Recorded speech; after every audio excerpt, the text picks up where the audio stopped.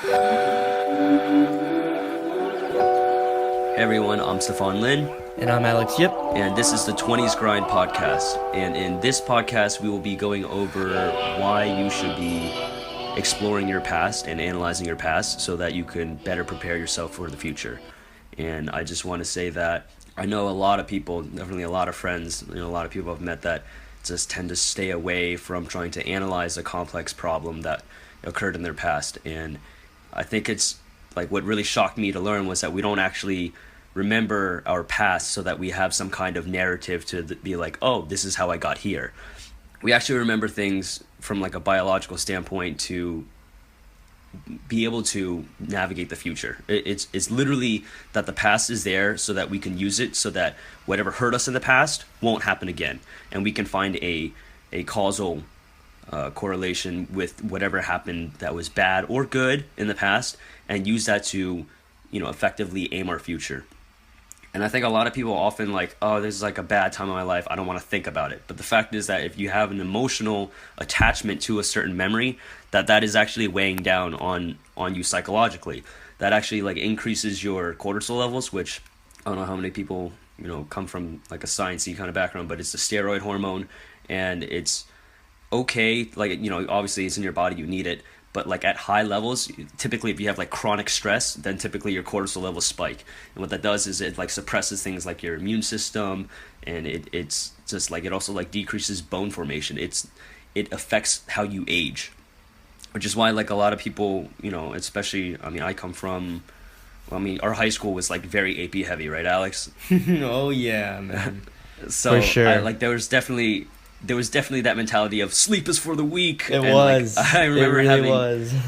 I remember having like certain teachers say like, guys, you guys gotta sleep. Like I can see the bags under your eyes, and you're like not even 18. What are you doing to yourself? So you gotta take care of yourself. And if you have some kind of emotional trauma, I think typically what like a lot of therapists say is that you should not revisit it if it's within 18 months, because then there's a chance that you would re-experience the trauma because it's so vivid and so recent, and you would eventually like PTSD yourself. So if it's 18 months or longer in the past, then I think it's appropriate time for you to like start analyzing, why is this such a heavy anchor in my life? Like, why is this such a vivid memory, and what about it is giving me psychological weight? Like, what is this luggage that I'm bearing on? And I think it's really important to just really hash it out. It means that you haven't fully understood the scenario, and you don't want to be navigating through life blind and just not being aware of where the ditches are. I like that. Right. And I think it's also important, like, you don't want to also have your past become like a handbook or like a prophecy for what your future will be. I think there's definitely people that far too often they say, oh, I'll never be able to do this because I've failed all these other times. Classic example is like someone's like, oh, I'm just gonna stay single and die alone because every time I try to go after this guy or girl I like, it just doesn't work out for me, or I've failed this many times, therefore the next time I will fail. And like if you have that kind of mentality, then that's not really using your past. That's kind of like a self-fulfilling prophecy. You're kind of jading your reality, and you're focusing on that failure. So yeah, you will fail if you focus on failure. I like that jading. And I think it is because like and like I said this to No, it one of really my is, best yeah. friends. I totally agree with you, like 100%. I said this to one of my best friends, and it's like the only like clean analogy I've had.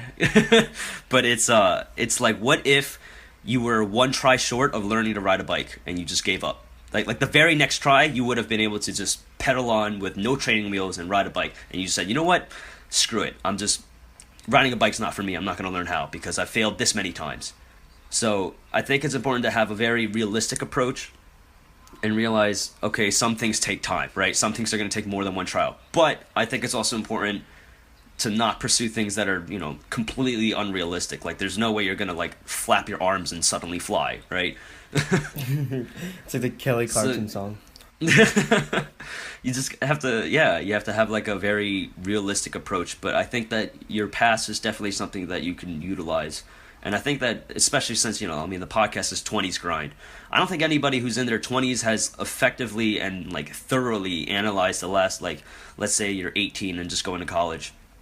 there's no way you actually like fully understand that. I don't think you've had the time to, and that's something that like we could definitely go over in another podcast on like introspection and stuff like that. But your past is definitely like a huge encyclopedia for you to use, and I think that we shouldn't shy away from that. Mm, definitely. Like, in my opinion, the more experiences you have, the more of that encyclopedia you can add to and then reflect back on and learn from. It's kind of like if you don't take time, for me personally, if you don't take time to reflect on your past, then for me, I would get lost in the present. And what I mean by that is like in the past, it's kind of, for me, it's like this analogy, right? It's kind of like oil. You know, your past is like oil. All your memories are basically like oil. And what is good as oil? It's not really useful until you really refine it, right? You can't use oil for gas. You need to refine it, and then you can finally put it into the cars. You can put it in the trucks that ship all the things around the world, and then you can put it in the airplanes. You know, that's when oil becomes useful, after you refine it. Very much like your memories and your past experiences. It's the same thing. It's just like oil. You gotta take the time to refine it and rinse it out to see what, you know, you can take from it. And if you don't do that, then if I personally don't do like take some time out of the month to do that, I usually do it like once a month. I kind of get lost in the grand scheme of things, like my macro goals, my like light outlook on life. It keeps, it honestly just keeps like a record, right? That's what it is. You're just checking back, like, okay, where am I now? Let's look back, and then you check, and then boom, okay, you're here on this map, in this map of this giant world and universe of, I don't even know what you want to call it, like life. It's getting really deep.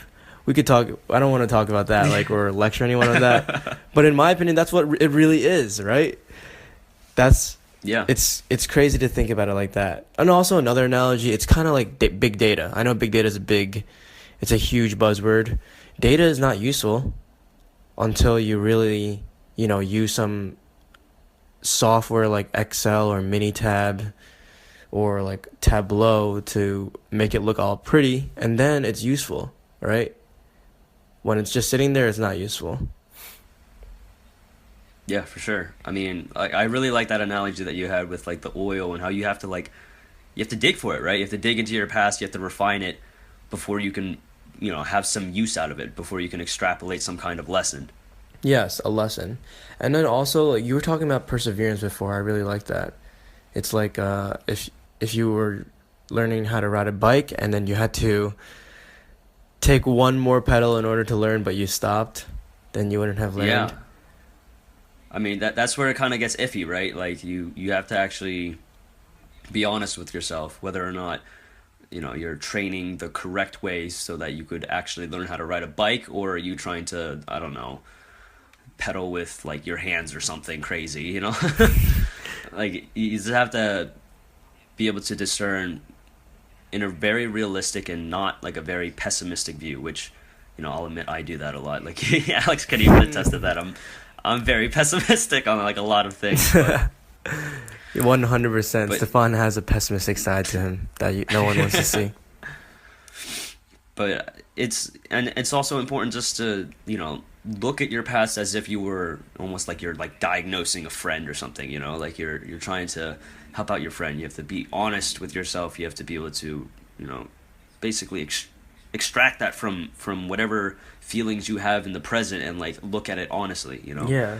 There's Yeah, so what like this is going to be in the next podcast, but part of looking into your past, you also need to be doing in the present, because for the podcast listeners that you've done this before, you kind of like took a moment for yourself, either in the week or the month or the quarter or the year, whatever you do, and you look back and you're like, wow, I don't know. I can't really like extrapolate anything, or you can't really find anything that's noteworthy.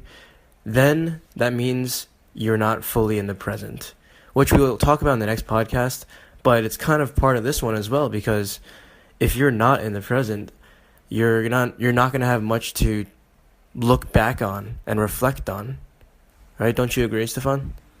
Yeah, yeah. I mean, it's honestly a balance between, I guess, reflecting on your past and like taking in the present and looking at the future. You know, they're all very equally important. You shouldn't be like devoting one day to only a one frame of time, right? Yeah. There was this really interesting exercise I did when I was an RA at NYU, and man, I'm gonna forget some of it. It's basically the four quadrants of reality, and it helps you kind of, you know, just map out your, like, where you really are. And two of the quadrants I think really apply to this podcast, and they are nostalgia and regret. Basically, Ooh. basically the whole idea of this quadrant, there's four corners, right? There's nostalgia and regret, and then there's like fantasy and I forget what's on the opposite spectrum of fantasy, but right in the middle, it's reality. So it's a balance between fantasy, nostalgia, regret, and then the other one I'm kind of blanking on right now. But you get it. What is this thing called? What is this thing called so people can look this up? Um, Do you know if there's a name for it? yeah, it's like a psychological. I think if you're listening to this and you're interested in following up on it, it's like the quadrants, four quadrants of reality. And it's basically like the balance that you were talking about before. You know, there's a balance between fantasy and reality, right? In your head, you might want to have something that, I don't know, you've seen on TV or you've witnessed in real life. And it's kind of really unhealthy if you have this fantasy of, I don't know, if it's like too crazy or too out there. Vivid. Like, I don't know what the word I'm looking for, but sometimes it's just not possible or not feasible what you're fantasizing about. And Mm. it could be anything, right? It could be money, it could be cars, it could be like dating the hottest girl in the world, it could be dating the cutest guy in the world, like having like 5 dogs and 10 cars and a giant house in Miami, being able to surf every day, like those kind of fantasies. And none of those reflect what like I hope no one is judging me on what I've said because that's not those are just Yeah. examples. And it's basically this huge balancing game act of figuring it out, like, okay, where am I in reality, and then what am I regretting, and what am I fantasizing about, and it's just juxtaposition between the two that you really have to figure out, or otherwise it can get really unhealthy if you go too lopsided one way. Hmm. Okay. Do you know the thing that's like oh god, there's like a lot of it being mentioned, especially with like Conor McGregor, how he like visualizes himself winning or something like that. But there's like a Dude, are you talking about like the power poses that you do before an interview? Yeah, it's kind kind of of yeah, like yeah, that. yeah. Well, but that's the thing. I think that's also kind of applicable to the past, like how vividly you revisit a memory. Like your brain can't tell too well the difference between reality and like a future fantasy or like a very vivid past memory. So you actually are reliving that. I think that's also another thing that like you don't want to get too trapped in like like nostalgia is great, right? It's like a comfortable feeling, a homeliness to it. But it's also just like you don't want to like waste your entire time, reminiscing about something that ended because, something bad happened or it's just, Oh yeah, just time dwelling. happens, right? Yeah, dwelling is bad. You know, lingering in the past Yeah. too long is bad. But like, if you linger in the past too long, it's either because like you don't think the future is gonna be good enough, or the present's gonna be good enough, and that's a bad mindset to have. Like right away, that's just not Yeah. good. Because like, let's just say that you had a really, really, really fun time at Disney World, as most children do. If you had the wonderful opportunity and you were lucky enough to go to Disney World when you were a kid, you probably had a blast, and that's like your favorite memory ever. But if you're, I don't know, if you're 30 and you're still not making those kind of memories, I think, in my opinion, there's something wrong, right? You'll keep looking back, and people are always so nostalgic about that. Like, oh, remember the good old times when we were hanging out in college, blah blah blah. I know that's already like starting to happen to me, but I know that it's gonna get better. Like my mind's always on an upward trajectory when it comes to making memories. And I know that's not always the case for everyone that's listening, but just try to rework your mind into thinking like the past is not always the best like kind of times. There's always going to be other times. They're not always going to be better. Sometimes they're going to be worse. But you have to have a positive outlook on it. Otherwise, you're never going to be able to really look back and be like, okay, wow, I'm going up from here, you know? You're always going to go back and you're going to be like, wow, I'm going to keep going down from here. And that's when you spiral, I think. Yeah, I mean, obviously nostalgia is kind of like the positive side of like our past, right? And I think like you did touch upon this too with like regret, right? That's another thing that I think also pulls people back into their past and they kind of succumb to the vividness of whatever haunts them, right? And it's important that like you accept it for what it is because it's written in stone basically, right? Your past is there. Yeah, yeah. You can't change it. But Absolutely like you should not. learn from that regret, right? Like why did I regret this? Like so here, it says very simply for me personally, like I would say my biggest regrets was not learning Chinese seriously Oh, because I can't read or huge. write, which is completely useless, and I didn't realize how much I actually like really needed it, especially when I like order Chinese food and I can't read the menu. It's not really a good thing. So, right, language, that's one of my biggest regrets. My other biggest regret is I didn't take piano seriously. I could have performed like a concerto with my teacher and like I mean, hey, it's just a missed out opportunity.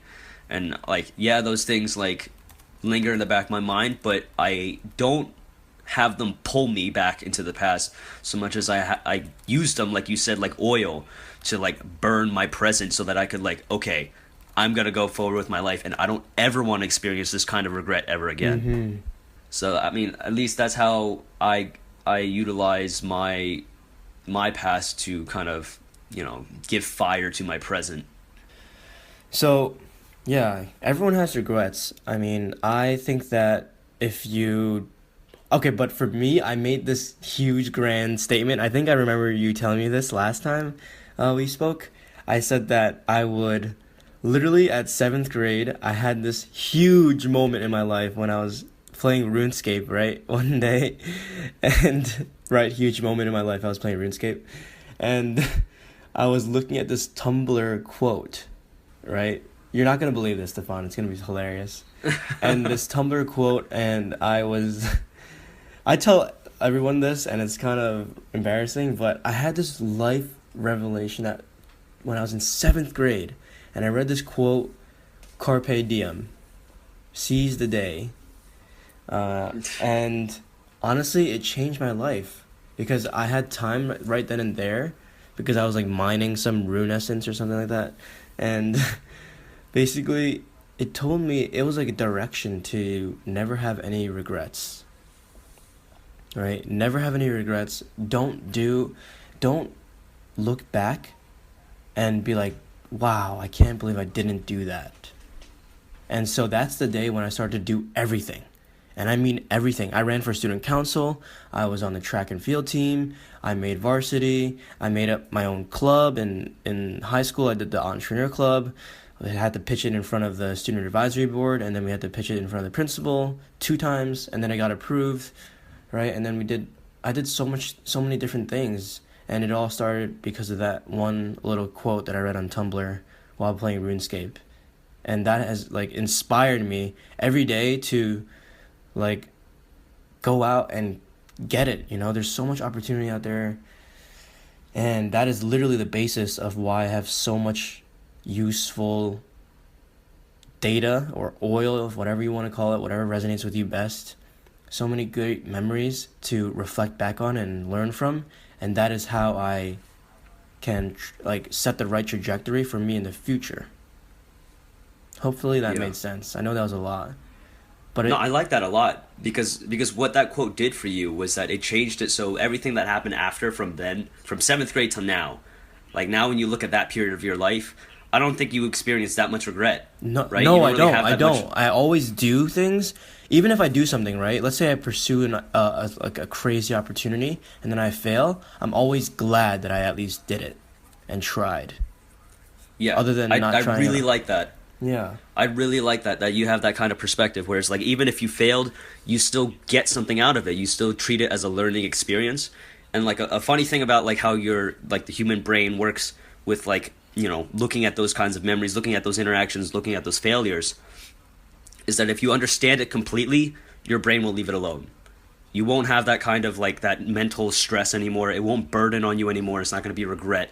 It's not going to be some, you know, bittersweet nostalgia anymore, because you just look back on it and you see it for what it is.